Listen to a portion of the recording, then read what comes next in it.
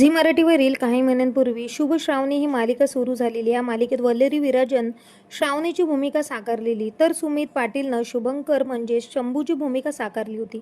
आता शुभ श्रावणी ही मालिका संपणार आहे. मालिकेत श्रावणीची भूमिका साकारणाऱ्या अभिनेत्री वल्लरी विराजच्या एका पोस्टमुळे ही मालिका लवकरच आता प्रेक्षकांचा निरोप घेणार असल्याचं समोर आलेलं आहे.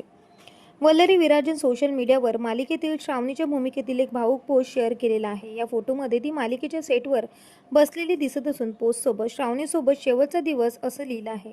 त्यासोबतच निरोप घेणं कठीण असतं, पण मग तुमची त्यासाठी कितीही तयारी असली तरीही अभिनेत्रीनं भावूक होत असं म्हटलेलं आहे.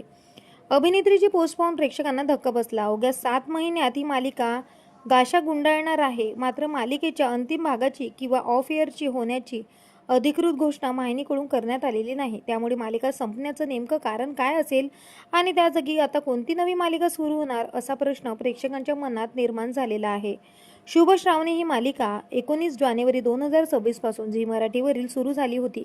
ही मालिका सायंकाळी 6:30 वाजता प्रसारित होते. या मालिकेत वल्लरी विराजसोबत लोकेश गुप्ते, आसावरी जोशी यांसह अनेक कलाकार महत्त्वाच्या भूमिकांमध्ये दिसले. दरम्यान वल्लरी विराजच्या कामाबद्दल बोलायचं तर तिने नवरी मिळे हिटलरला या मालिकेत मुख्य भूमिका साकारली होती. TRPच्या यादीत टिकून राहण्यासाठी मालिकेमध्ये होणाऱ्या बदलांबाबत आपले दृष्टिकोन काय आहे?